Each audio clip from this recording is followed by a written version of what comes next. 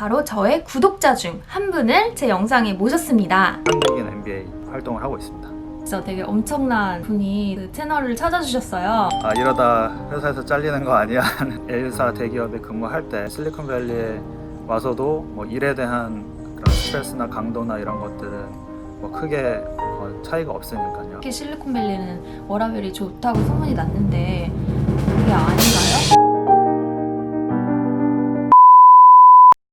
지금 말씀하신 것 중에 한 가지 좀 흥미로운 게 있는데 L사랑 이제 지금 다니시는 T사랑 업무 강도가 비슷하다고 했는데 한국 분들이 미국 이민이나 이런 걸 꿈꿀 때 좀 더 나아진 워라밸을 꿈꾸면서 오잖아요. 특히 실리콘밸리는 워라밸이 좋다고 소문이 났는데 그게 아닌가요? 일단은 물리적으로 생각을 할 수도 있고 그 인텐저블한 걸로 좀 생각을 할 수가 있는데요. 어떤 그 시간적인 측면에서, 물리적인 측면에서 봤을 때는 그 시간이나 압박감이나 이런 것들은 사실 비슷한 것 같아요.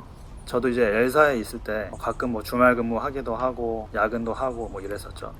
근데 실리콘밸리에서 일을 하다 보니까 개인한테 주어진 그런 기대가 많이 다른 것 같아요. 한국 같은 경우에는 조직이 형성이 잘 되어 있잖아요. 임원분이 어떤 아젠다를 가지고 이렇게 하자 건의를 하시면 거기서 이제 부장님, 뭐 차장님, 과장님 이렇게 내려오는 식으로 명령 전달이 되고 이 기한 내에 이 일을 끝내야 된다. 약간 이런 식으로 군대 형식의 조직화된 일로 움직이게 되는데요. 실리콘밸리는 한 사람한테 의무감을 주기 때문에 어떤 조직의 구성원이 아니라 당신이 이것을 해결하시오.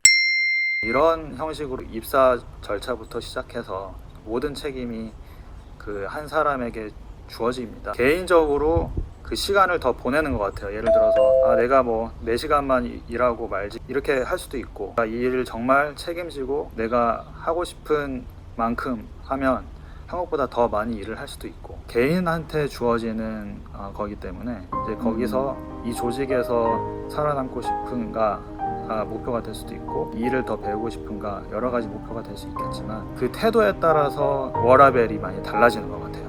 뭐 이렇게 굳이 내가 몇 시에 뭘 하는지 이런 건 딱히 상관을 하지 않지만 아웃풋을 보여줘야 되는 거. 한 명 한 명이 자기 팀의 구성원이라기보다 리더가 돼야 되는 그런 익스펙테이션이 좀 있는 것 같아요. 네, 정확하게 말씀 잘 해주셨고요. 제가 이제 느낀 경험을 바탕으로 말씀을 드리면 그 한 명한테 주어지는 어떤 목표나 기대가 되는 성과가 엄청 분명합니다. 입사를 할 때부터, 인터뷰를 할 때부터 이 사람이 이 프로젝트에 대해 구체적인 롤을 잘 수행해낼 수 있는지에 대해서 잘 묻고요.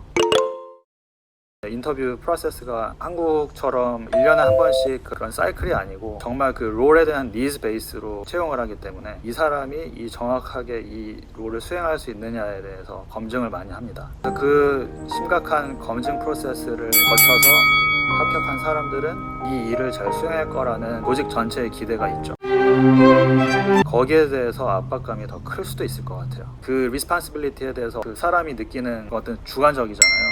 그래서 어떤 분들은 이 롤에 대해서 이 정도만 하면 내 리스폰시빌리티를 다 하는 거겠지 하면서 생각하는 사람도 있을 거고 아니면 이 리스폰시빌리티보다 조금 더 딥하게 이 일을 수행하고 싶다 이런 사람들도 있을 거고 그래서 거기에 따라서 많이 다른 것 같아요. 정말 어떻게 보면 자기 하기 나름이네요. 뭘 어떻게 일을 해야 되는지 잘 말을 해주지 않고 질문 같은 것도 자기가 나서서 물어보지 않으면 아무도 좀 설명을 해주지 않고 정말 한 명 한 명이 그냥 알아서 일을 해야 되는 분위기.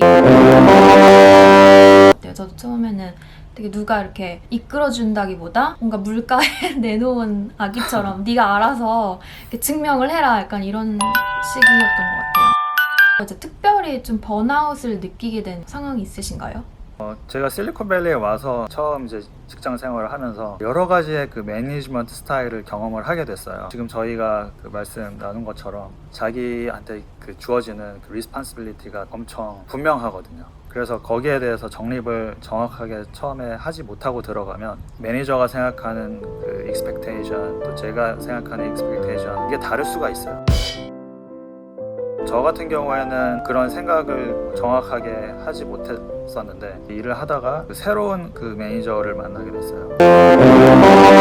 그 새로운 매니저에 대한 익스펙테이션은 거의 제가 생각했던 거에 한 3, 4배 이상 그래서 제 롤 그 퍼체이싱 매니저뿐만이 아니라 프로젝트의 CEO가 돼야 된다. 뭐 엔지니어링, 오퍼레이션, 검증, 로지스틱, 머터리얼 플래닝 뭐 이런 것까지 다 어떤 CEO의 입장에서 오너십을 가지길 원했었어요. 지금까지 했던 일보다 훨씬 많은 걸 기대를 한 거네요, 갑자기. 네, 제가 원래 하고 있었던 그 익스펙테이션의 한 4-5배 이상의 딥한 그런 인볼브먼트를 원했었고 성과를 내기를 기대를 했었어요. 익스펙테이션을 서로 시원하고 좀 소통이 될 만큼 충분하게 대화를 못했던 것 같아요. 매니저도 이제 처음 매니저가 되는 그런 매니저였고, 저 같은 경우도 실리콘밸리에 처음 와서 이제 새로운 기업 문화, 새로운 일의 방식 이거를 이제 배워나갔던 과정이었었고, 서로 소통이 좀 부족했었던 것 같고, 거기에 따라서 서로 불만도 좀 많이 쌓여 있었던 것 같아요. 그렇게 한 6개월, 한 1년을 지나다가 거의 제가 좀 일을 하다가 약간 좀 무기력증 같은 게 좀 왔어요. 과연 이렇게 일을 하는 것들이 언제 끝날까? 미팅 가기도 좀 부담스럽고, 괜히 제가 하고 있는 일에 대해서 항상 감시를 받는 것 같고, 항상 누가 지켜보는 것 같고, 누가 쫓아오는 것 같고, 약간 이런 느낌의, 그때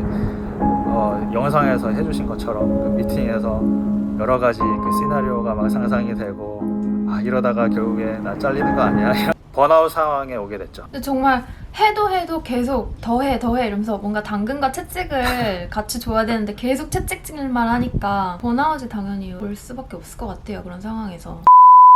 네, 그래서 제가 느낀 건 매니지먼트의 그 퀄리티도 결국에 이 실리콘밸리 기업을 이끌어 나가는 분야에 있어서 다시 주목을 좀 잘 받아서 좀 임프루먼트가 필요할 것 같아요, 이 실리콘밸리 전반적으로. 왜냐면 저뿐만 아니라 저 주위에서도 많이 봤었거든요. 그래서 이런 그 굿 매니지먼트 스타일이나 이런 것에 적응이 안 되면 그 실제 그 회사 입장에서도 많은 손해를 볼 거라고 생각합니다. 정말 실리콘밸리가 일하기 좋은 곳이라고 사람들이 알고 있는데, 사실 이 경쟁과 프레셔나 성과에 대한 압박감이 한국보다 더하면 더했지 덜하지는 않은 것 같더라고요. 맞습니다. 이렇게 이제 번아웃을 느끼는 상황을 몇 달간 경험을 하면서 어떻게 이것을 좀 어드레스하고 극복을 하게 됐는지. 네, 일단